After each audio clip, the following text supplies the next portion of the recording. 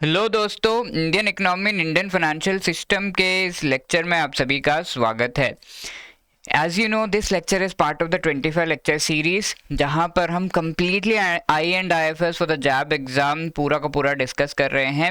And हमारा M है कि ईच लेक्चर को देखकर एटलीस्ट आपके +2 मार्क्स तो ज़रूर गेन हो, ताकि 25 लेक्चर्स के थ्रू आपको 50 मार्क्स ज़रूर गेन हो in the I and I F S component, at least जो हमारा मेन टारगेट है, मेन एम है। So in this lecture we will be discussing chapter 45 that is real estate investment trust and infrastructure investment trust. बहुत ही interesting topics है।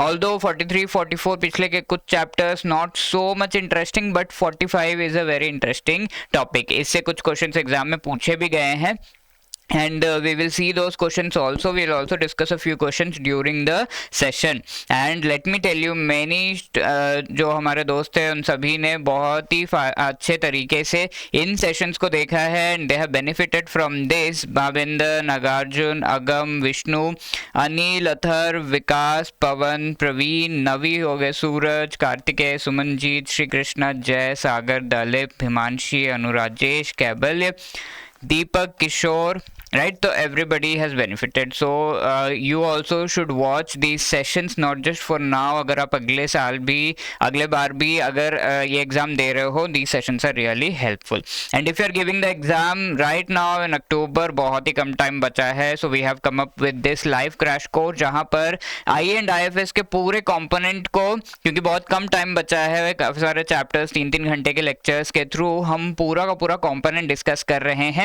as part of these live classes. Okay, so in live classes में हम सारा and I F S cover करेंगे 7 days में, and after that 3-4 days आपको चाहिए होंगे रिवाइज करने के लिए। सो आर मेन एम इज कि आप ये लेक्चर्स अटेंड करो और सीधा एग्जाम देने जाओ। For that sake only we have come up with these PPT presentations और उसके पीडीएफ जो आपको मिलेंगे, which will help you, which will guide you just as short notes. ठीक है, शॉर्ट नोट्स प्रोवाइड करने के जैसा ही वो होगा। We are also providing test series जहाँ पर हम completely 5 full length mock test provide कर रहे हैं, और साथ में we are providing the each and every chapter का chapter wise quiz. Okay, if you are availing this specific इस कोर्स को अगर आप अभी ज्वाइन कर रहे हो, you can use the code JAIIB70 so that आपको 70% का डिस्काउंट मिले। Original price is 2350, but after discount you are going to get that only at for 700, which is a very reasonable rate for any course right now. ठीक है, 45th chapter last session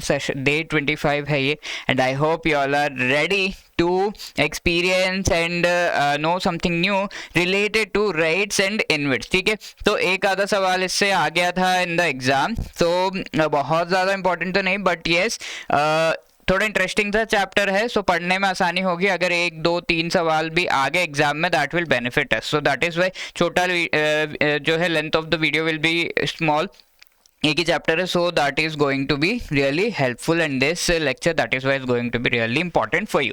so इस chapter में 2 चीज़ें हैं जो हम discuss करेंगे। The first thing is real estate investment trust, the second is infrastructure investment trust. ठीक है, तो real estate investment trust and infrastructure investment trust are the 2 parts into which this chapter is divided into. ठीक है, real estate investment trust होता क्या है, इसकी क्या हिस्ट्री है, ऑर्गेनाइजेशन किस तरीके से उस ट्रस्ट का होता है, कैसे कैसे अलग अलग एंटिटीज है, टाइप्स क्या है, डिफरेंस क्या है normal investment, mutual fund investment अगर हम कर रहे हैं रियल एस्टेट कंपनी में, या फिर नॉर्मली हम रियल एस्टेट घर खरीद रहे हैं, अरे ट्रस्ट वगैरह में इन्वेस्ट करने की क्या जरूरत है, मैं सीधा घर खरीद लूंगा। तो रियल एस्टेट में अगर आप इन्वेस्ट कर रहे हो तो what is the thing, advantages, disadvantages यहाँ पर क्या है, मोड्स क्या है इन्वेस्टमेंट के, टैक्सेशन गाइडलाइंस किस तरीके से है इन्वेस्टर्स के लिए, ऑल्सो रेगुलेटरी गाइडलाइंस क्या है, वो सभी हम देखेंगे यहाँ पर।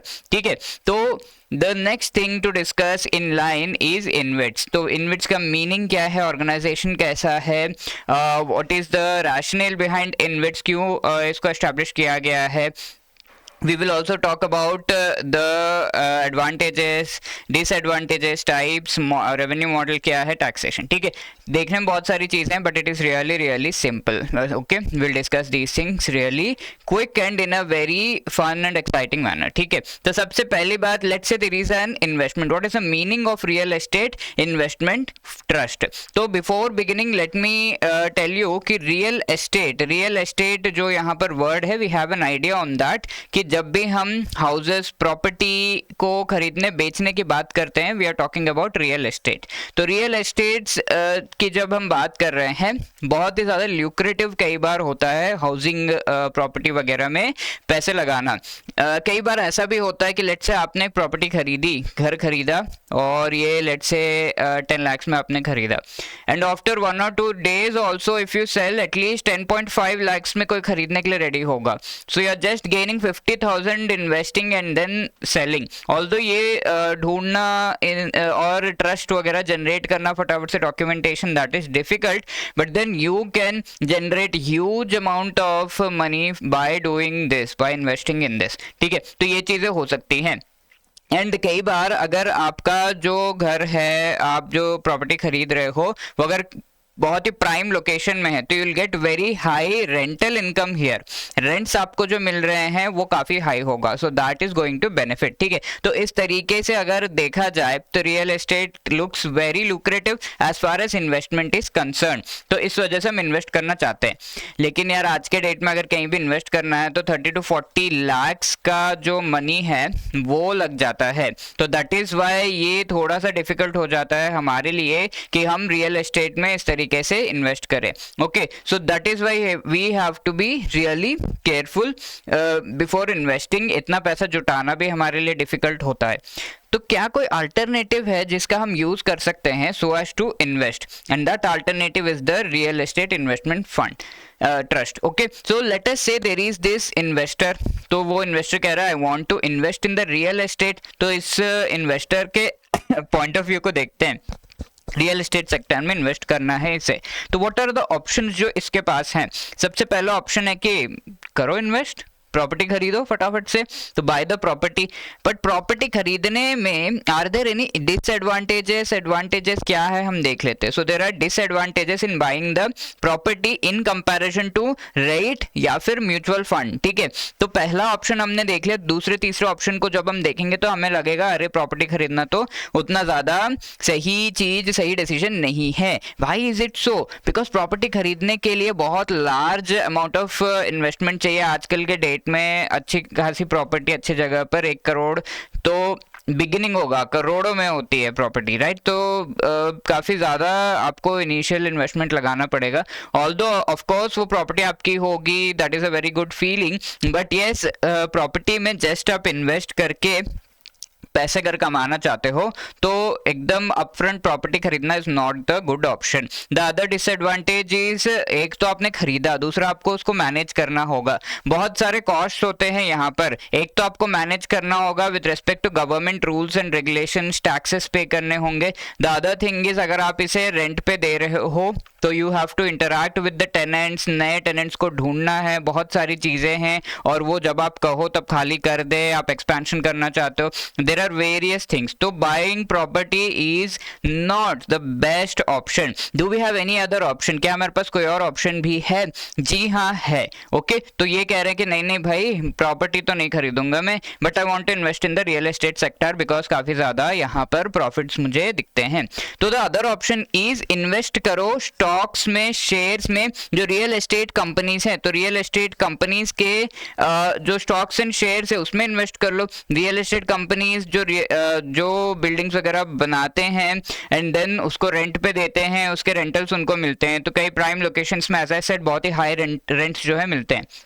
तो ये कंपनीज को काफ़ी ज़्यादा प्रॉफिट होता है. तो इन्होंने जो अपने शेयर्स लिस्ट किए हैं और आईपीओ जो है निकाले हैं, तो you can invest in the shares.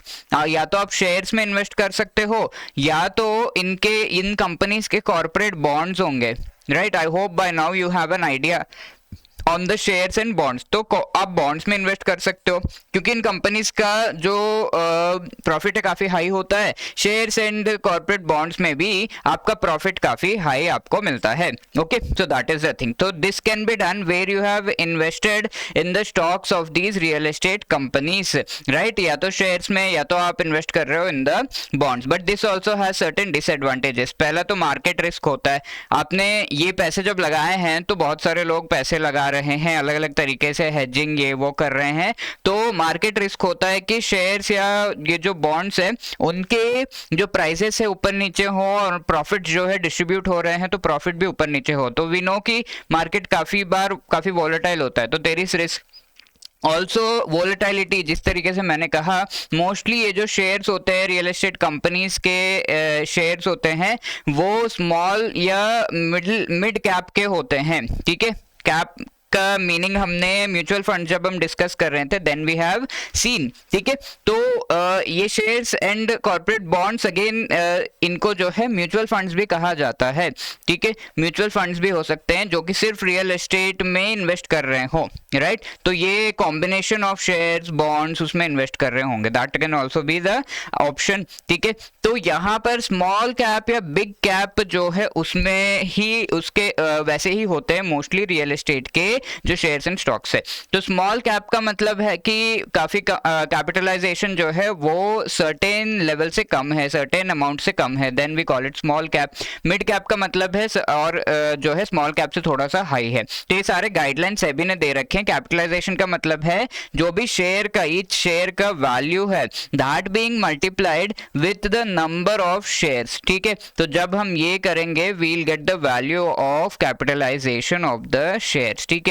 तो ये जब वैल्यू हमें मिल रही है, this value let's say 100 rupees है तो it is called small. Let's say ये 101 से 500 है तो इट इज कॉल्ड मीडियम। इस तरीके से सेबी ने गाइडलाइंस दिए हैं, this is just an example. तो वो we are not going into the depth, but small and mid cap होते हैं और इसके वजह से इनमें जो है थोड़ा वॉलेटाइलिटी रहता है। ओके, तो वॉलेटाइलिटी, इनके प्राइसेस ऊपर नीचे होते हैं, तो यहाँ भी रिस्क है भाई। तो वो क्या किया जाए? So the best option is to invest through the real estate investment trust, ठीक है? रियल एस्टेट इन्वेस्टमेंट ट्रस्ट अब क्या करते हैं, इनका बहुत ही बढ़िया सा सिस्टम है। तो जो भी REIT एस्टैब्लिश करना चाहते हैं कंपनी, उन्हें हम क्या कहते हैं? स्पॉन्सर। लेट्स से मैं एक REIT कंपनी एस्टैब्लिश करना चाहता हूँ, तो मैं उस कंपनी का स्पॉन्सर बन जाता हूँ, ठीक है? तो I have established a trust which is called real estate investment trust, ठीक है? ट्रस्ट एक्ट के तहत ट्रस्ट एस्टैब्लिश किया मैंने।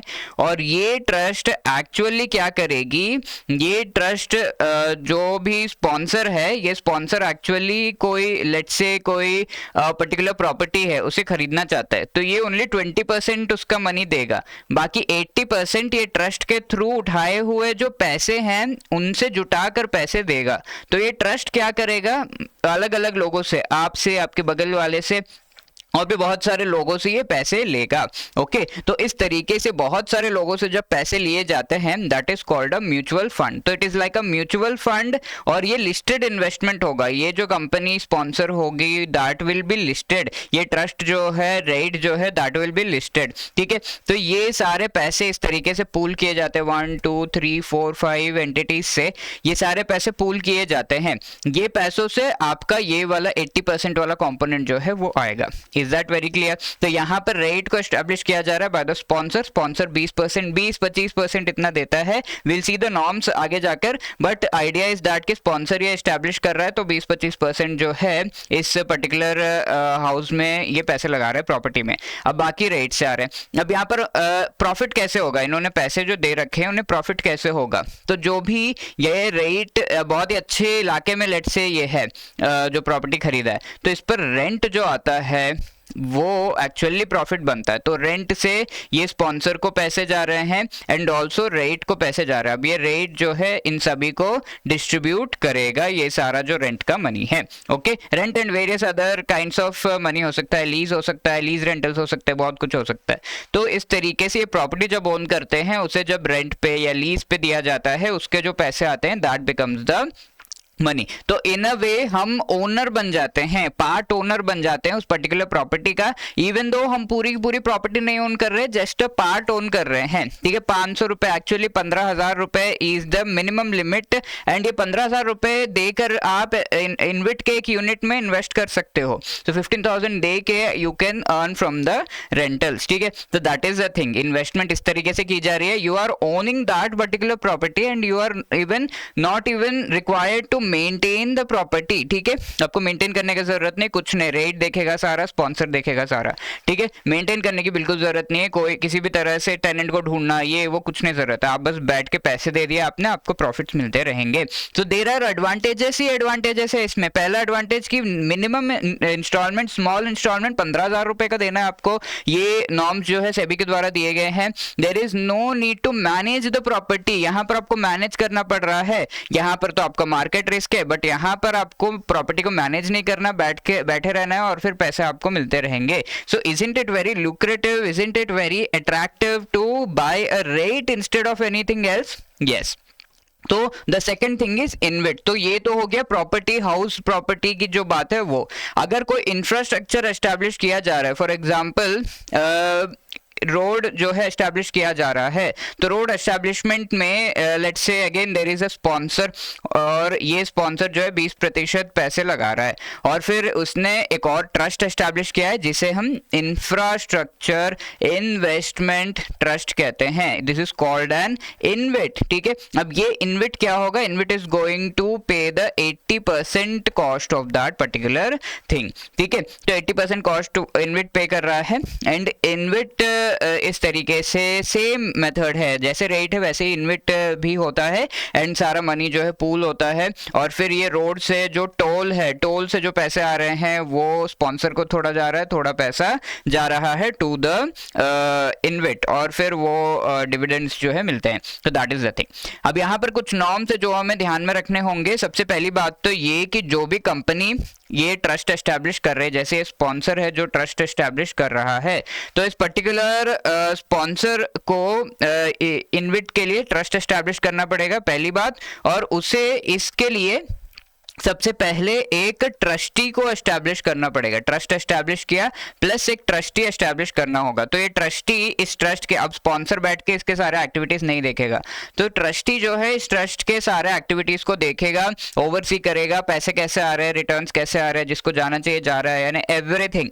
ठीक है, अब ये ट्रस्टी ये चीजें देख रहा है। अब ये ट्रस्टी जो है एक मैनेजर को भी अपॉइंट करता है।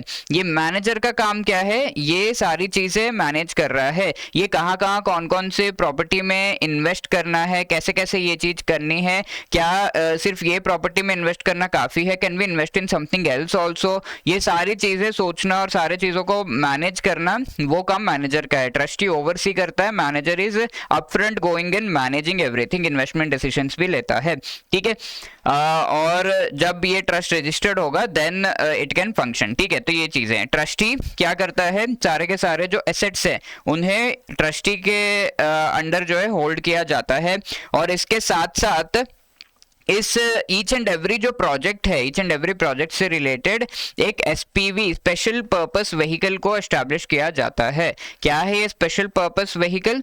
तो ईच एंड एवरी प्रोजेक्ट को ओवरसी करने के लिए एक और जो है कंपनी होती है बीच में, जो कि इस चीज को एक तरीके से मैनेज कर रही है।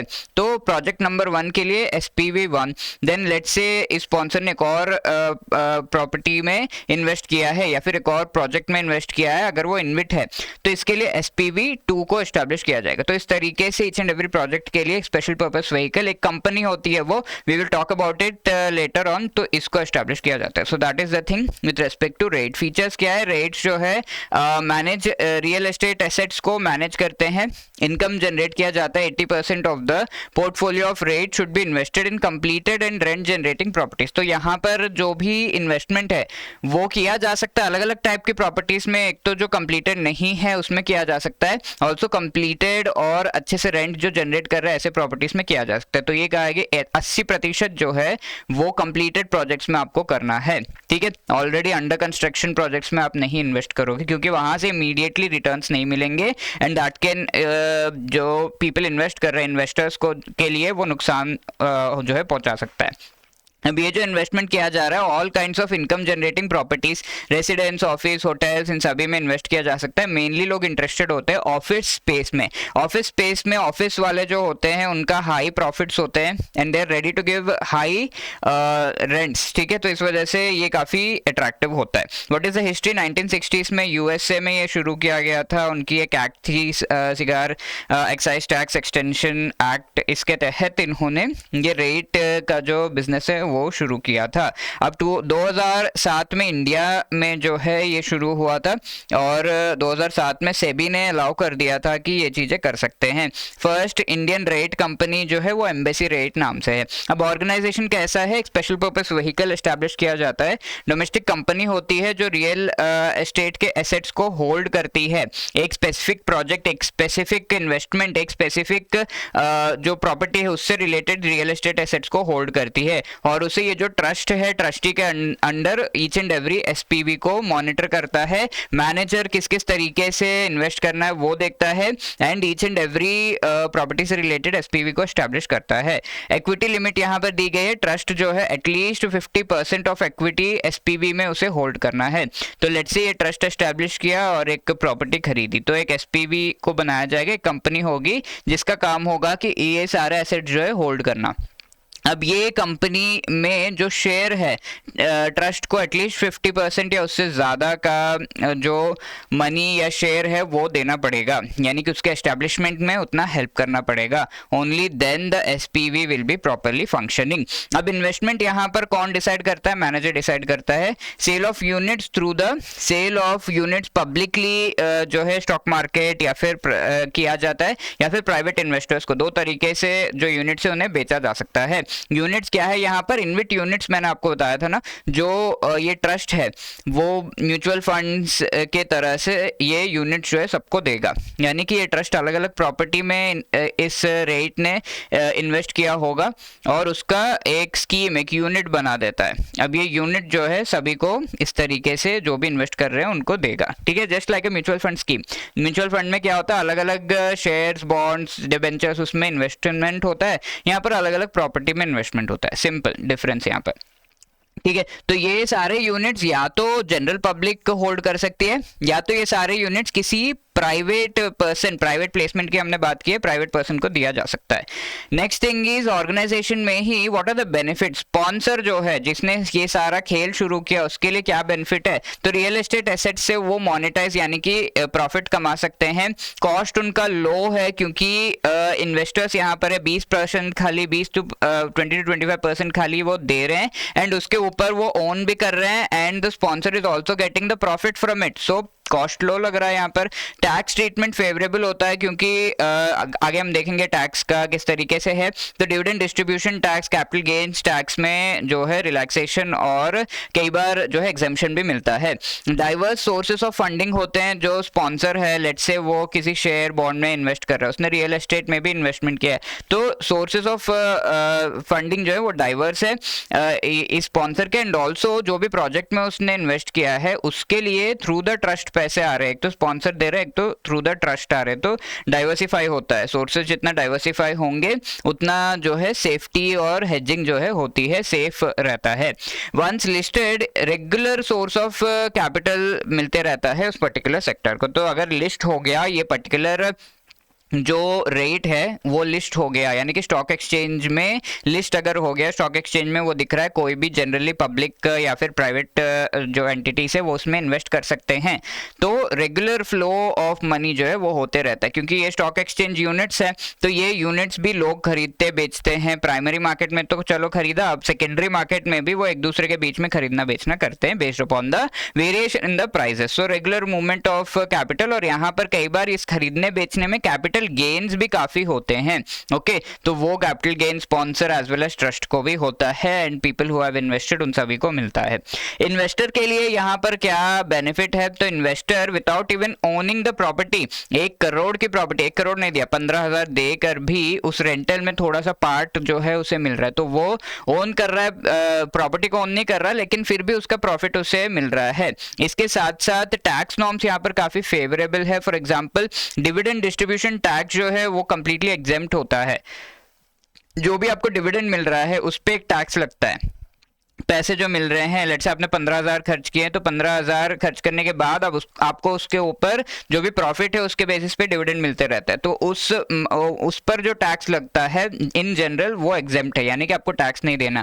Capital gains tax, for example यहाँ पर आपने इन्वेस्ट 15,000 किया, बट आपको जो वापस मिल रहा है वो 17,000 है, तो 2,000 का जो है आपको कैपिटल गेन हुआ, प्रॉफिट हुआ, तो उस पर भी जो है आपको एक्स्ट्रा अमाउंट मिलता है, आपको सॉरी एक्स्ट्रा टैक्स पे करना होता है, that is called capital gains tax. तो कैपिटल गेन्स टैक्स यहाँ पर कई तरीके से जो है कम किया गया है, और units held greater than 3 years उनके लिए जो है कैपिटल गेन्स टैक्स में कमी होती है।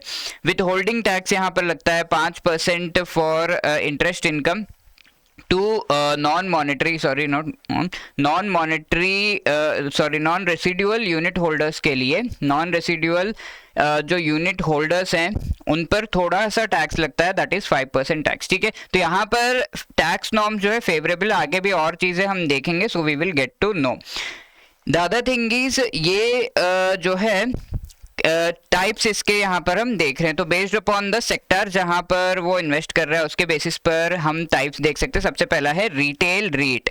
तो रिटेल रेट क्या है, शॉपिंग मॉल्स, रिटेल स्टोर जो है उसमें इन्वेस्ट करता है, और वो भी एटलीस्ट 24% जो एसेट्स हैं वो उसमें इन्वेस्ट करना चाहिए। वो जो रेट है, कैन इन्वेस्ट इन हाउस, ये इन्वेस्ट कर सकते हैं शॉपिंग मॉल में, ये इन्वेस्ट कर सकते हैं रिटेल जो स्टोर है उसमें। तो जो इन्वेस्टमेंट इस तरीके से किया गया है वो एटलीस्ट 24% होना चाहिए टोटल पोर्टफोलियो में से, तो that is called retail rate. अगर हाउस में इन्वेस्ट कर रहे हैं रेसिडेंशियल रेट, अगर ये इन्वेस्ट कर रहे हैं हेल्थ केयर में तो हॉस्पिटल्स में हेल्थ केयर रेट, ऑफिस में इन्वेस्ट कर रहे हैं तो ऑफिस रेट, और मॉर्टगेज में इन्वेस्ट कर रहे हैं तो that is called the mortgage rate.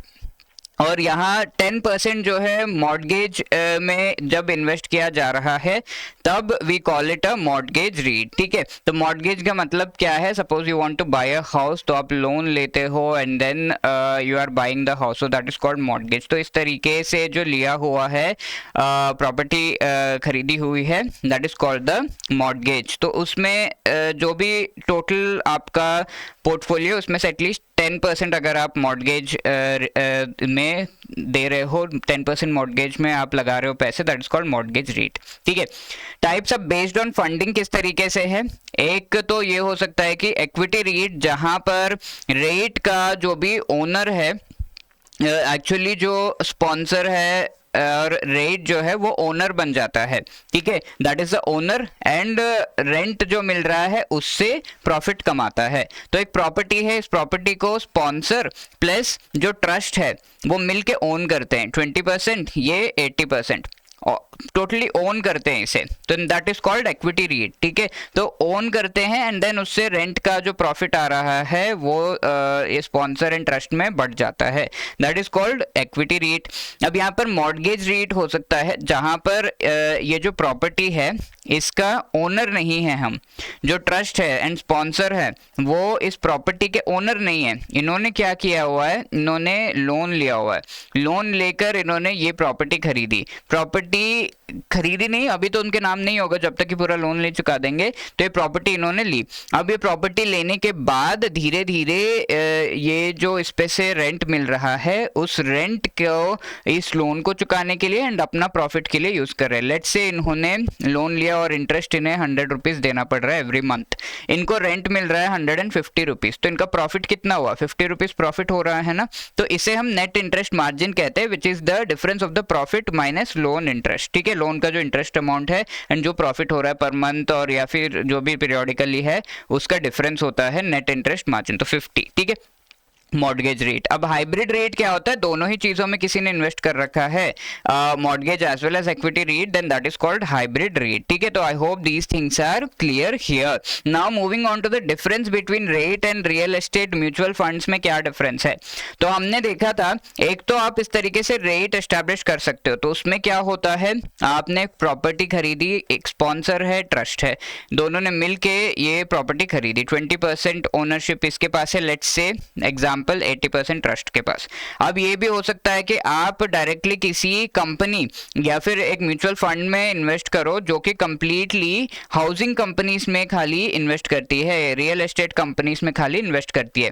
आपने उसका एक यूनिट खरीद लिया, तो you can do in that way also, ठीक है, तो वैसे भी कर सकते हो। तो what is the difference between both of these, ये हम देख रहे हैं यहाँ पर। तो फटाफट से देख लेते हैं। First thing is diversification. तो रेट जो है वो लेस डाइवर्सिफाइड है, यहाँ पर प्रॉपर्टीज जो ओन कर रहे हो थोड़ा सा कम होता है, बट ये म्यूचुअल फंड्स वाले हम जानते हैं कि बहुत सारे प्रॉपर्टीज में, बहुत सारे कंपनीज में अपना पैसा लगा देते हैं। So it is very much diversified.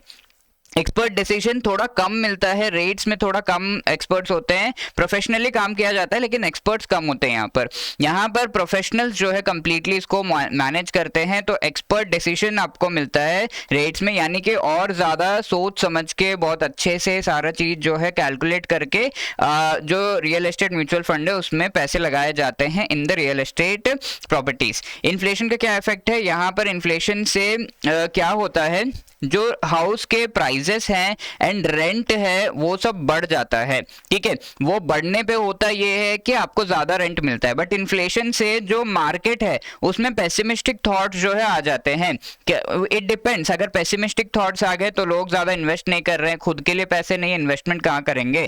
तो यहाँ पर डिविडेंड्स जो मिलते हैं म्यूचुअल फंड्स में वो जनरली घट जाते हैं इन्फ्लेशन के समय, बट यहाँ पर आपको इन्फ्लेशन के समय डिविडेंड ज़्यादा मिलेंगे क्योंकि रेंट से आपको डिविडेंड मिल रहा है, तो रेंट का अमाउंट जो है वो बढ़ जाता है। That is the thing. Now talking about the advantages, disadvantages. Advantages क्या है ओवरऑल? तो आपका इन्वेस्टमेंट पोर्टफोलियो डाइवर्सिफाई हो रहा है, जो भी इन्वेस्ट कर रहा है, स्मॉल इन्वेस्टमेंट आपको देना है, 15,000 इनिशियल जो है अमाउंट है।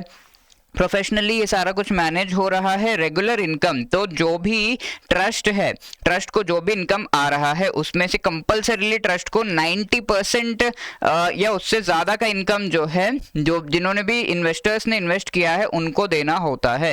ये चीज़ एक नॉर्म है बाय द सेबी। सेबी ने ये नॉर्म क्रिएट किया है, ये रेगुलेशन बनाया है कि 90% या उससे ज़्यादा, एटलीस्ट 90% जो है वो इन्वेस्टर्स को जाना चाहिए ये चीज़, ठीक है। पता चला ट्रस्ट ही सारा कुछ रख ले रहे, तो वो नहीं करना है। कैपिटल गेन्स जो भी हो रहा है, यहाँ पर कैपिटल गेन्स भी होते हैं क्योंकि स्टॉक एक्सचेंज पे ये सारे के सारे जो रेट्स हैं वो लिस्टेड होते हैं मोस्ट ऑफ देम, एंड इस वजह से स्टॉक एक्सचेंज पे हम जानते हैं कि सेकेंडरी बाइंग सेलिंग ये सब होता है, उसके वजह से कई बार जो आपके रेट का प्राइस है वो अप्रिशिएट हो जाता है, and then you start getting capital gains. Appreciate होता है, आज 100 था, कल 150 है, आपने बेच दिया तो कैपिटल गेन हो गया आपको, right. There is low liquidity risk, यहाँ पर जो है थोड़ा सा लो है इन कंपैरिजन टू, अगर आप इन जनरल ये देखो प्रॉपर्टी आपने खरीदी है और उसके कंपैरिजन में आप रेट ले रहे हो, तो रेट को आप एक्चुअली सॉरी दोस्तों, तो रेट को आप एक्चुअली जो है ले जा सकते हो on the stock exchange and you can buy sell, but property in general अगर आप देख रहे हो तो आपको काफ़ी समय लगता है उसको बाय एंड सेल करने के लिए, इस वजह से जनरली जो प्रॉपर्टी है उसकी लिक्विडिटी कम होती है रेट के कंपैरिजन में। सो that is the thing. Next, fraud के चांसेस कम है क्योंकि सेबी रेगुलेट कर रहा है। ट्रांसपेरेंट होता है, सारे नॉर्म्स जो है डिस्क्लोज किए जाते हैं कैपिटल और उनके मूवमेंट से रिलेटेड। डिसएडवांटेजेस क्या है? लिमिटेड ऑप्शंस होते हैं यहाँ पर क्योंकि बहुत सारे रेट्स नहीं है।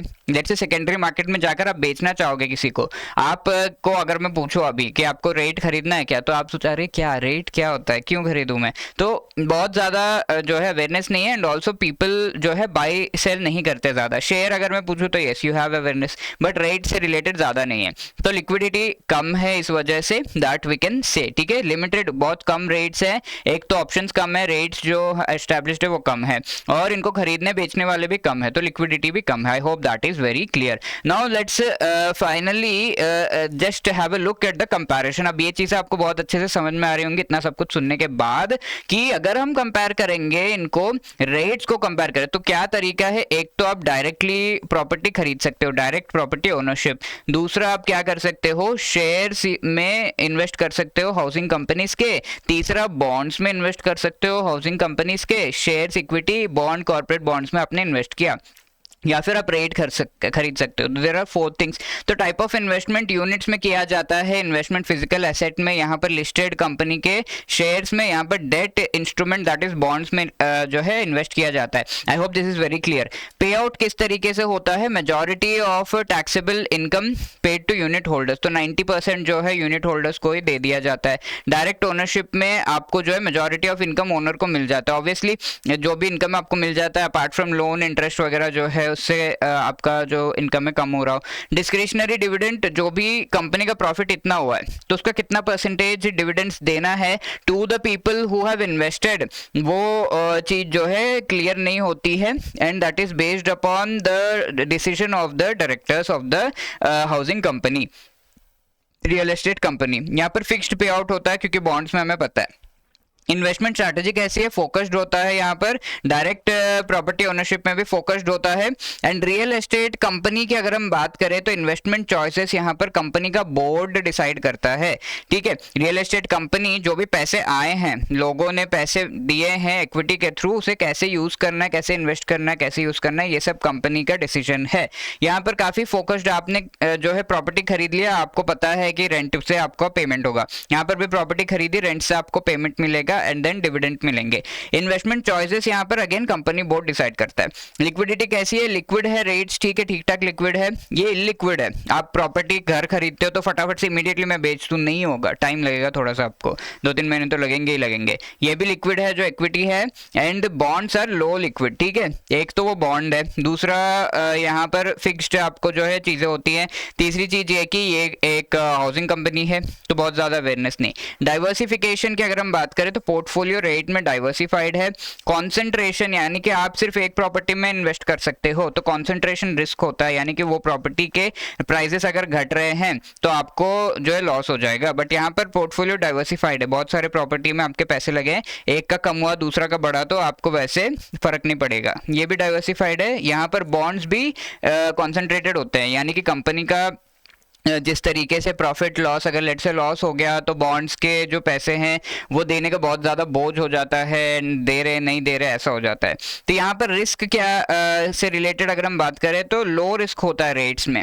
रेट्स में तो रिस्क जो है कम है इन कंपैरिजन टू ओनरशिप। अगर आप किसी घर को खरीद रहे हो तो उसे बेचने का आपको मन कर रहा है या फिर उससे रिलेटेड चीज़ें सही नहीं है तो आपका रिस्क काफ़ी हाई होता है। यहाँ पर भी रिस्क हाई होता है अगर वो इक्विटी है, क्योंकि बहुत ज़्यादा वोलेटाइल होता है मार्केट में प्राइसेस इवन। बट बॉन्ड्स में आपका जो है रिस्क लो होता है, बिकॉज बॉन्ड्स में फिक्स्ड इंटरेस्ट, फिक्स्ड मनी जो है आपको मिल रहा है, फिक्स्ड प्रॉफिट होता है। लास्टली गेयरिंग का मतलब होता है डेट टू इक्विटी रेशियो, ठीक है। डेट टू इक्विटी रेशियो यानी कि उसको खरीदने के लिए कितना डेट, कितना लोन आप ले रहे हो। तो गेयरिंग जो है रेगुलेशंस के थ्रू रेट में लिमिटेड है, यानी कि कई बार आप प्रॉपर्टी खरीदते हो रेट में और वो लोन लेकर प्रॉपर्टी खरीदा जाता है, yes that happens, but based upon regulations, based upon which property, ये चीज डिसाइड की जाती है, डेट इक्विटी रेशियो डिसाइड होता है। बट हाईएस्ट गेयरिंग यानी कि हाईएस्ट अमाउंट ऑफ डेट आप कहां पर लेते हो? आप लेते हो to buy the physical property, क्योंकि करोड़ों का सामान खरीदना तो आपको पैसे लोन में लेने पड़ेंगे। तो डेट टू इक्विटी रेशियो जो गेयरिंग है that is very high in direct property ownership, ठीक है। अब ये चीज इक्विटी खरीदने में भी 60 to 70% होता है। यहाँ पर मॉडरेट गेयरिंग लेवल, तो यहाँ पर आपको लोन लेके बॉन्ड खरीदने की जरूरत नहीं होती है, तो दैट इज द थिंग, ठीक है। तो ये सारी चीजें हैं, यहाँ पर हमने इन चीजों को बहुत अच्छे से कंपेयर किया। टैक्सेशन फाइनली अगर हम देखें तो टैक्सेबल इन्वेस्टर के हाथ में जो पैसे आ रहे हैं that money is taxable also. अगर एक इन्वेस्टर है उसने रेट में पैसे लगाए, अब इसके पास जो है पैसे आए हैं और वो पैसे जो नॉर्मल जो इन्वेस्टर का इनकम है उसमें जुड़ जाता है और इनकम टैक्स जिस तरीके से लग रहा है वो इनकम उसमें जुड़ के उस पर टैक्स लगेगा। अब लेट से इसके पास रेट है, दूसरी बात, लेट से इसके पास रेट है और इसने क्या किया, सेकेंडरी मार्केट में जाकर किसी और इन्वेस्टर को ये बेचना चाहा। तो जब ये बेचने के लिए जाता है इन द सेकेंडरी मार्केट, अगर इसे कैपिटल गेन हो रहा है, 100 रुपए का खरीदा इसने, इसे 150, तो 50 रुपीज जो है गेन हो रहा है, तो दैट कैपिटल गेन पर टैक्स जरूर लगेगा, ठीक है। तो इसके नॉर्म्स क्या है, अगर आप 1 साल 1 ईयर के अंदर अंदर इसको बेच देते हो तो आपको 15% का टैक्स देना होगा जो भी कैपिटल गेन आपको हुआ है। आप अगर 1 साल के बाद करते हो 1 साल के बाद, if you sell it then आपको 10% टैक्स देना होगा। एंड वो भी अगर आप सेल कर रहे हो और उसका जो वैल्यू है, उसकी जो प्रॉफिट आपको जो मिल रहा है 1 लाख से ज़्यादा है, यानी कि जो भी रेट का वैल्यू है उस वो 1 लाख से ज़्यादा है, उसके ऊपर जो प्रॉफिट मिल रहा है वो 1 लाख से ज़्यादा है, then only you have to give 10% tax, अगर आप 1 साल के बात कर रहे हो। ये थोड़ा सा पेक्यूलियर है, इस तरीके से समझिए। रेट आपके पास है, 1 साल के अंदर अंदर आप सेल कर रहे हो तो उसे शॉर्ट टर्म कैपिटल गेन कहते हैं। तो STCG जो टैक्स है वो 15% लगता है, जो भी कैपिटल गेन आपको हुआ, जो भी एक्स्ट्रा प्रॉफिट हुआ। 1 साल के ऊपर अगर है और वो 1 लाख के ऊपर आपका प्रॉफिट है, देन 10% टैक्स उस पर लगेगा। Okay, so that is long term capital gain. I hope that is clear. यही चीज यहाँ पर सारी के सारी लिख के दे दी गई। 2 तरह के जो है कैपिटल गेन्स होते हैं। Now moving on to the regulatory guidelines. Sponsor जो है, मैंने आपको बताया था स्पॉन्सर इनिशियली 20% पैसे लगाते हैं, we have seen that. But ये जो स्पॉन्सर है, sponsor has to actually give this certain amount of money, जो कि 25% या उससे ऊपर का होना चाहिए, ठीक है। और ये एटलीस्ट 3 ईयर्स के लिए इन्हें देना होगा, राइट। इन्वेस्टमेंट किस तरीके से यहाँ पर हो रहा है? इन्वेस्टमेंट जो किया जा रहा है 80% या उससे ज़्यादा completed and rent generating projects में करना होगा। ट्रस्ट जो है 50% से ज़्यादा SPV में होल्ड करेगी, ये हम ऑलरेडी देख चुके हैं। SPV 80% से ज़्यादा प्रॉपर्टीज़ में होल्ड करेगा। तो जो SPV एस्टैब्लिश किया गया है, तो फटाफट से इसका एक बार जो है पीछे जाके स्ट्रक्चर देख लेते हैं थोड़ा, और हमें जो है आइडिया इसका लग जाएगा। Let us have a slight look if I go here. Okay, so we will just see that. तो इसकी जब हम बात करें तो we can definitely have a look at the structure. तो वी विल सी कि जो स्पॉन्सर है, ये स्पॉन्सर एक ट्रस्ट एस्टैब्लिश करता है एज यू नो। तो ये जो ट्रस्ट है, इसके अंदर ट्रस्टी होता है, and this trustee is actually going to appoint a manager, ठीक है। एक मैनेजर को अपॉइंट किया जाता है, और ये जो मैनेजर है अलग अलग प्रॉपर्टी जो खरीदा जाता है उससे रिलेटेड डिसीजन लेता है। कौन खरीदता है? ये ट्रस्ट खरीद रहा है, खरीदना या फिर लोन के थ्रू लेना। तो प्रॉपर्टी नंबर 1 खरीदा गया है, प्रॉपर्टी नंबर 2 लेट से खरीदा गया है, ये चीज़। तो जब प्रॉपर्टी नंबर 1 खरीदा गया है तो SPV 1 को एस्टैब्लिश किया जाता है। वी हैव सीन कि ईच एंड एवरी प्रॉपर्टी के साथ एक SPV को एस्टैब्लिश किया जाता है, तो वो एस्टैब्लिश किया गया है। और ये जो SPV है, इसमें इस ट्रस्ट को एटलीस्ट 50% जो है स्टेक इसका होना चाहिए, और SPV के जो भी पैसे हैं उसमें से एटलीस्ट 80% जो है वो प्रॉपर्टी में लगाएगा। बाकी पैसे यहाँ वहाँ लगा रहा है, that is okay 20%, but at least 80% जो है वो प्रॉपर्टी होल्डिंग्स में ही उसे लगाने हैं, ये कहा गया है, ठीक है। तो दैट इज द थिंग। अब बाकी अगर हम बात करें तो डिस्ट्रीब्यूशन रिक्वायरमेंट्स किस तरीके से हैं, हमने देखा था कि ट्रस्ट के में जो भी इन्वेस्टर्स इन्वेस्ट कर रहे हैं उनको 90% प्रॉफिट देना होगा। I hope that is clear. 6 months, every 6 months इस तरीके से ये प्रॉफिट देना होगा। लिवरेज एंड इन्वेस्टमेंट कैसा है? बोरोइंग अगर कोई कर रहा है या फिर डिफर्ड पेमेंट, ये ट्रस्ट जो है बोरो करके ये प्रॉपर्टी खरीद रहा है, तो वो बोरोइंग का जो क्वांटिटी है वो 49% से ज़्यादा नहीं होना चाहिए टोटल ट्रस्ट के जो भी वैल्यू एसेट्स हैं, ठीक है। अगर 49 से ज़्यादा एक्सीड हो रहा है तो क्रेडिट रेटिंग करा कर तभी इन्वेस्टमेंट या लोन वगैरह लेना होगा, ये चीज़ कही जा रही है। यानी कि रिस्क नहीं लेना है यहाँ पर। लोन लेके सारा का सारा आप प्रॉपर्टी खरीद रहे हो और फिर बिजनेस कर रहे हो तो दैट इज़ रिस्की। तो 49% से ज़्यादा आपका जो भी पैसा आप लगा रहे हो that should not be there, ठीक है। 49% या उससे कम होना चाहिए। अगर ज़्यादा तो क्रेडिट रेटिंग देखकर तभी आपको इस तरीके से लोन वगैरह लेना है एंड इन्वेस्टमेंट करना है, ये कहा गया है। इन्वेस्टमेंट मिनिमम 15,000 और सिंगल यूनिट जो है मिनिमम आप खरीद सकते हो। ये नॉर्म्स पहले डिफरेंट थे, अभी चेंज कर दिए गए। Let us answer this question, what is the minimum percentage that an rate should hold in completed and revenue earning projects? We have very clearly seen that is what, how much? 80%. Okay, so now we will be talking about the infrastructure investment trust, ठीक है, InvITs के बारे में। तो अब जब rates आप देख चुके हो, InvITs will be very very clear and easy for you। तो इनविट्स की हम शुरुआत से बात करते हैं। अगेन एक ट्रस्ट को एस्टैब्लिश करना होगा यहाँ पर इनविट के लिए। इनविट क्या है? Same thing, there is a sponsor जो चाहता है कि किसी प्रोजेक्ट में पैसे लगाया जाए, तो ये स्पॉन्सर 20 to 25% पैसे उसमें लगाता है, तो 20 to 25% ओनरशिप उस पर्टिकुलर प्रोजेक्ट की उसे मिल जाती है। लेट्स से एक रोड कंस्ट्रक्ट करने का प्रोजेक्ट है, तो रोड में किस तरीके से आपको जो है प्रॉफिट मिलेगा? टोल कलेक्शन से। तो टोल कलेक्शन से प्रॉफिट कमाना चाहता है ये रोड का जो है प्रोजेक्ट इसने लिया। अब 80%, बाकी 80% कहाँ से पैसे आएंगे? तो 80% पैसे आएंगे जो ट्रस्ट इसने एस्टैब्लिश किया है। तो ये ट्रस्ट में ये क्या क्या करेगा? Again he will come up with a trustee. ठीक है, ये ट्रस्टी किसको अपॉइंट करेगा? एक मैनेजर को अपॉइंट करेगा, और ये लोग मिलकर जो है कौन कौन से प्रोजेक्ट में इन्वेस्ट करना है, मैनेजर एक्चुअली डिसाइड करता है। ओके, पहला इन्वेस्टमेंट यहाँ पे किया, एक एसपीवी एस्टैब्लिश करो। अब दूसरा इन्वेस्टमेंट हम किसी और प्रोजेक्ट में कर रहे हैं, तो वहाँ पर तो ये जो ट्रस्टी है ये सारे मैनेजर के एक्टिविटीज़ एंड ट्रस्ट के एक्टिविटीज़ को ओवरसी करता है।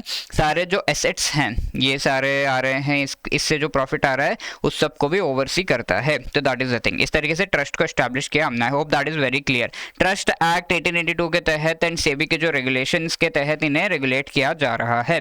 ओके, अब ये किस तरीके से एस्टैब्लिश्ड होता है? If you see, this is the InvIT और यहाँ पर हमारा स्पॉन्सर एंड ये जो है इन्वेस्टर्स ने ट्रस्ट में इनविट जो एस्टैब्लिश किया गया है उसमें पैसे लगाए हैं। ठीक है, यहाँ इनविट की अगर हम बात करें, कोई भी लॉक इन पीरियड जो है नहीं होता है यहाँ पर। लॉक इन यानी कि 1 साल तक डेफिनेटली अपने पैसे यहाँ पे होल्ड करने, ऐसा कुछ नहीं है। आपने इनविट खरीदा, इमीडिएटली मार्केट में आप जो है जाकर अलॉट होते ही बेच सकते हो। तो दैट इज द थिंग। तो ये है यहाँ पर ट्रस्टी जो है ये इनविट के सारे एक्टिविटीज देख रहा है and there is this manager. ठीक है, वील सी कि यहाँ पर 2 तरीके के मैनेजर्स होते हैं। एक वहाँ पर हमने देखा था सिर्फ एक ही मैनेजर की बात की थी रेट में। इनविट में 2 तरीके के, एक तो इन्वेस्टमेंट मैनेजर जो कि इन्वेस्टमेंट रिलेटेड डिसीजंस लेता है, और एक प्रोजेक्ट मैनेजर होता है जो कि ये देखता है कि जो प्रोजेक्ट्स हैं वो सही तरीके से फंक्शन कर रहे हैं या नहीं, उनसे सही आपको प्रॉफिट मिल रहा है या नहीं। दूसरी बात, अगर कोई अनफिनिश्ड प्रोजेक्ट है तो वो टाइम के हिसाब से टाइम से फिनिश हो जाए। ठीक है, तो वो चीज़ है। तो 100% जो इक्विटी है वो मनी इस तरीके से लगा दिया जाता है। SPV 1 2 3 आप देख रहे हो 3 एसेट्स है यहाँ पर, तो SPV 1 2 3 3 SPVs को एस्टैब्लिश किया जाता है। ये एक साथ काम करते हैं, बट देन ये जो एसेट से उन्हें ओवरसी करते हैं, उनसे रिलेटेड एक्टिविटीज करता है। Hope the entire structure is very clear. इसी तरह का जो है आपका रेट का भी स्ट्रक्चर मैंने आपको ड्रॉ करके दिखा दिया था while doing that. Although drawing was not so neat, but then I hope you have understood. ठीक है, अब ये स्पॉन्सर्स, ये सारी चीज़ें हमें समझ में आ गया। अब स्पॉन्सर का क्या काम है? इंफ्रास्ट्रक्चर डेवलपमेंट वगैरह करना, और फिर इंफ्रास्ट्रक्चर डेवलपमेंट प्रोजेक्ट्स में जो है ये पैसे लगाना। इनविट को सेटअप करने का काम स्पॉन्सर की रिस्पॉन्सिबिलिटी है। सेबी अप्रूव्ड ट्रस्टी को जो है अपॉइंट करने का काम स्पॉन्सर का है। ठीक है, अब ये ट्रस्टी ये इनविट को संभालेगा, इन्वेस्टर्स जो है आएंगे एंड देन इन्वेस्टमेंट मैनेजर को अपॉइंट करेगा, ट्रस्टी ये प्रोजेक्ट मैनेजर को अपॉइंट करेगा। इस तरीके से ये सारे एक्टिविटीज। ठीक है, स्टेक जो यहाँ पर ज़रूरी है स्पॉन्सर को होल्ड करना, दैट इज 15%। वहाँ पर क्या था 25% एटलीस्ट, तो यहाँ पे 15% है। एटलीस्ट 3 ईयर्स के लिए उसे इस पर्टिकुलर इनविट के साथ रहना है। Later on you can pass it on to someone else. अब ये मैनेजर जो है 2 तरीके के यहाँ पे जो है आते हैं। पहला इन्वेस्टमेंट मैनेजर होता है, वी हैव सीन। दूसरा प्रोजेक्ट मैनेजर। इन्वेस्टमेंट मैनेजर का क्या काम है? ये सारे इन्वेस्टमेंट रिलेटेड जो एक्टिविटीज़ है, रिटर्न्स कैसे आ रहे हैं, इन्वेस्टमेंट कहाँ करना है, ये डिसीजन लेता है। प्रोजेक्ट मैनेजर का काम है कि इंफ्रास्ट्रक्चर प्रोजेक्ट्स किस तरीके से जो है रिटर्न्स दे रहे हैं, एंड ऑल्सो जो प्रोजेक्ट्स अनफिनिश्ड है वो फिनिश टाइम से हो रहे हैं या नहीं। ट्रस्टी की रिस्पॉन्सिबिलिटी क्या है? सारे एसेट्स को वो होल्ड करता है एंड सारे जो एक्टिविटीज़ हैं उन्हें ओवरसी भी करता है। टाइमली डिस्ट्रीब्यूशन ऑफ डिविडेंड हो रहा है या नहीं, एक्टिविटीज़ जो मैनेजर्स हैं उनके ओवरसी करता है। अब ऐसे इनविट्स को एस्टैब्लिश करने का रैशनल क्या है, यानी कि what is the reason to establish them? Raise money without any debt. ठीक है, आप यहाँ पर लोन लेकर ये प्रोजेक्ट चला रहे हो, वो सब नहीं करना, बट आप पैसे जो है इनविट के थ्रू सीधा सीधा ओनरशिप दे के उठा रहे हो। आप देख रहे हो 15% जो है स्पॉन्सर दे रहा है and the rest of the money trust दे रहा है। तो यहाँ पर आपको लोन लेने की जरूरत ही नहीं पड़ी। 15% आपके पास है तो 85% ट्रस्ट के थ्रू। तो इन्वेस्टर्स ये ट्रस्ट में पैसे लगा रहे हैं just like a mutual fund, and then 85% is something that you are using here. Okay, tax benefits भी मिलते हैं ये ट्रस्ट को। वी हैव सीन पिछले रेट में, we have seen in the previous thing, and यहाँ पर हम जो है टैक्स बेनिफिट्स ट्रस्ट को जो मिल रहे हैं वो देख रहे हैं। Then we will talk about the activity जो इंडिया में हुई है। फर्स्ट इनविट इंडिया में पावर ग्रिड का आया था, जहां पर 85% जो है वो डाइवेस्ट कर दिया था पावर ग्रिड ने, यानी कि ट्रस्ट ने 85% मनी जो है वो दिया था, ठीक है, बाकी 15% पावर ग्रिड ने दिया था। वही नॉर्म है यहाँ पर, स्पॉन्सर को 15% देना है, तो स्पॉन्सर पावर ग्रिड कॉर्पोरेशन था। सेबी नॉर्म्स के हिसाब से 80% एसेट्स जो यहाँ पर हैं वो इनकम जनरेटिंग में इन्वेस्ट करने चाहिए। Same thing, income generating assets में आपको जो है इन्वेस्ट करना है। एकदम नया नया ग्रीन फील्ड एसेट में आपको जो है सारे पैसे नहीं लगाने, तो वहाँ पैसे जो है जाएंगे पर वापस आएंगे या नहीं वो नहीं पता होता। 90% जो पैसे हैं वो ट्रस्ट के जो इन्वेस्टर्स है उन्हें देना होगा। पता चला स्पॉन्सर ने 50% रख दिया, 50% ट्रस्ट को दे रहा है, तो no, not like that, 90% money has to go. अब टाइप्स है यहाँ पर of this InvITs based upon कि किस तरीके से सेबी ने इन्हें क्लासिफाई किया है। अगर कोई इनविट एनर्जी प्रोजेक्ट्स में पैसे लगा रहा है तो वो एनर्जी इनविट कहलाता है। पावर जनरेशन डिस्ट्रीब्यूशन, अगर कोई ट्रांसपोर्ट लॉजिस्टिक्स रोड्स हाईवेज में लगाता है वो अलग टाइप का है। कम्युनिकेशन ऑप्टिकल फाइबर वगैरह में, कोई social and commercial infrastructure parks में पैसे लगा रहा है, कोई वाटर सैनिटेशन में लगा रहा है, इरिगेशन नेटवर्क्स में। तो 5 टाइप्स के यहाँ पर जो है सेबी के द्वारा डेजिग्नेट किए गए हैं, क्लासीफाई किए गए हैं जो इनविट्स है उन्हें। ऑल्सो इनविट्स को हम क्लासीफाई कर सकते हैं based upon the source of funds क्या है। एक तो पब्लिक लिस्टेड इनविट हो सकता है, जहां पर जो इनविट है उसके यूनिट्स आपको स्टॉक एक्सचेंज पे पब्लिकली ओन करने के लिए अवेलेबल हैं, या फिर ये प्राइवेटली प्लेस किए गए हों। Second type is privately place किए गए हों, यानी कि कोई प्राइवेट एंटिटी ने सारे के सारे इनविट यूनिट्स को खरीद लिया, या फिर ये स्टॉक एक्सचेंज के थ्रू प्राइवेट एंटिटीज को जो है खरीदने के लिए दिया गया है। तो private entities, limited private entities होते हैं, वो फटाफट से सारे के सारे जो इनविट यूनिट्स है वो खरीद लेते हैं। पब्लिक एंटिटीज जब होंगे तो बहुत सारे होंगे, तो दैट इज द थिंग, ठीक है। तो these are the important norms. No advantages disadvantages almost similar है। आपका इन्वेस्टमेंट पोर्टफोलियो डाइवर्सिफाई होता है मोस्टली इन्वेस्टर्स की, अगर हम बात करें उनके पॉइंट ऑफ व्यू से। मिनिमम सब्सक्रिप्शन यहाँ पर जो है पहले 10 लाख का था इन्विट में इन्वेस्ट करने का, अभी 1 लाख जो है मिनिमम सब्सक्रिप्शन है। वहाँ पर कितना था रेट में? It was 15,000 minimum subscription. I hope you remember that. Professional management होता है, रेगुलर इनकम 90% इन्वेस्टर्स को ही जाती है, एंड ऑल्सो कैपिटल गेन्स यहाँ पर भी होते हैं क्योंकि ये इनविट्स भी लिस्टेड होते हैं एंड स्टॉक एक्सचेंज पर अवेलेबल होते हैं। डिसएडवांटेजेस क्या है?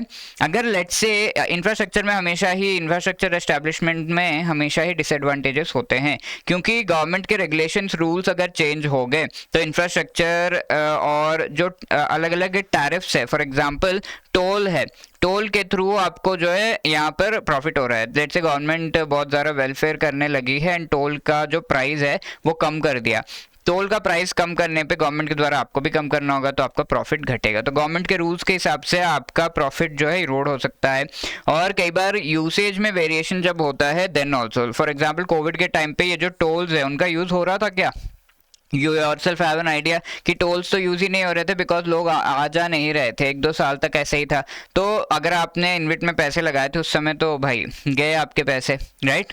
आपको पैसे नहीं मिल रहे हैं, तो दैट इज द थिंग। तो दीज आर द डिसएडवांटेजेस।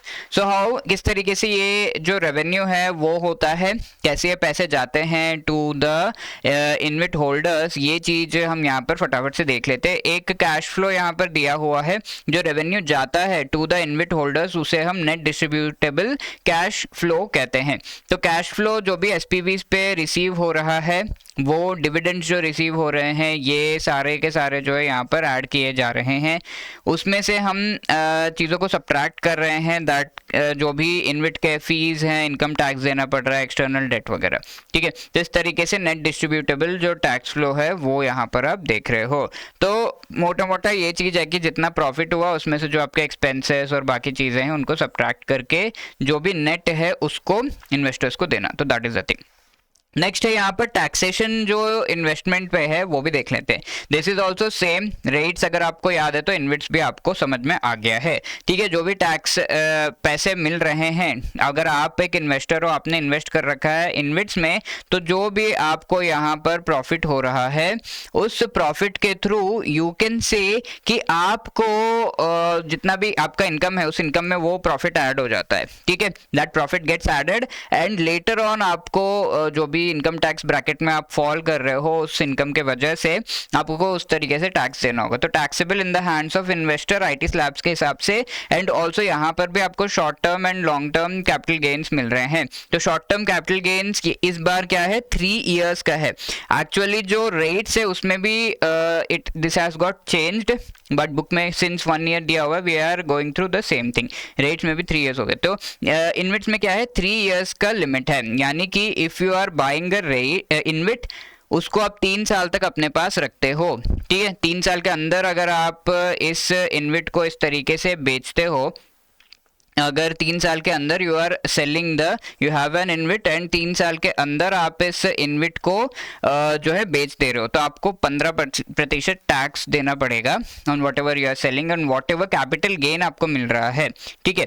अब 3 साल के बाद अगर बेचते हो तब यू विल हैव टू पे 10%, ठीक है। 10% आपको पे करना होगा 3 साल के बाद अगर बेच रहे हो, 1 लाख से ज़्यादा अगर आपका जो है कैपिटल गेन हो रहा है। Okay, so these are the things. Let us try to answer this question. What is the minimum amount of stake that a sponsor should hold in an InvIT? Sponsor का minimum amount क्या है, 5%, 10, 15 या 25? सो InvIT में हमने देखा था it is 15%. So C is the right answer here. So I hope you have enjoyed the session. सारे के सारे कॉन्सेप्ट्स अच्छे से समझ में आ गए हैं एंड आई थिंक अब जो है इट इज़ रियली नेसेसरी कि आप पढ़ने के साथ साथ प्रैक्टिस करो। So we have come up with this IND-IFS के 400 सॉल्व मोस्ट इंपॉर्टेंट क्वेश्चंस का PDF, जिसका लिंक आपको डिस्क्रिप्शन में मिल जाएगा। You can download from there, you can answer the questions and practice the questions and check your knowledge, ठीक है। इसके साथ साथ जो क्वेश्चन एग्जाम में आया था रिकलेक्टेड क्वेश्चन मई 2023, that also I am showing you here, ठीक है। मई 2023 में ये क्वेश्चन पूछा गया था, काफ़ी प्यारा सा क्वेश्चन है। Please read the question and answer the question 1 लिख के आप जो है कमेंट सेक्शन में ज़रूर आंसर करिएगा। मैनी हैव आंसर दिस, इस तरीके से क्वेश्चन को आंसर किया गया है। एंड अब अलविदा कहने का टाइम आ गया है, एटलीस्ट इन दीज सेशंस, ठीक है। 25 सेशंस हमारे कंप्लीट हो गए हैं। वी हैव कंप्लीट हमने जो है IND-IFS हम पढ़ चुके हैं and I hope you have enjoyed all of this sessions. And अगर आपने एंजॉय किए हैं, सारे कॉन्सेप्ट्स अच्छे से समझ में आए हैं, you can please let us know. 8146207241 पर कॉल करके भी आप हमें बता सकते हो। And if you have any queries you can call us on this number. You can also drop a mail on hello@edutab.co.in। आपकी क्वेरी को आप वहाँ पे पूछ सकते हो, या फिर आपको कोई फीडबैक देना है तो आप लिख सकते हो, अरे सुरेंद्र सर ने एकदम अच्छा नहीं पढ़ाया। You can give that feedback in the mail ID hello@edutab.co.in, वहाँ पर दे सकते हो। You can also drop a feedback, या फिर आपका कोई भी कमेंट है या फिर आपका कोई भी डाउट है, you can drop a comment in the comment section, ठीक है। And all the best and it was really nice to teach and ये सारी चीज़ें पढ़ाना। And I hope you also have enjoyed. अपना कॉन्फिडेंस हाई रखना, बहुत अच्छे से एग्जाम दे के आना। जय हिंद, ऑल द बेस्ट।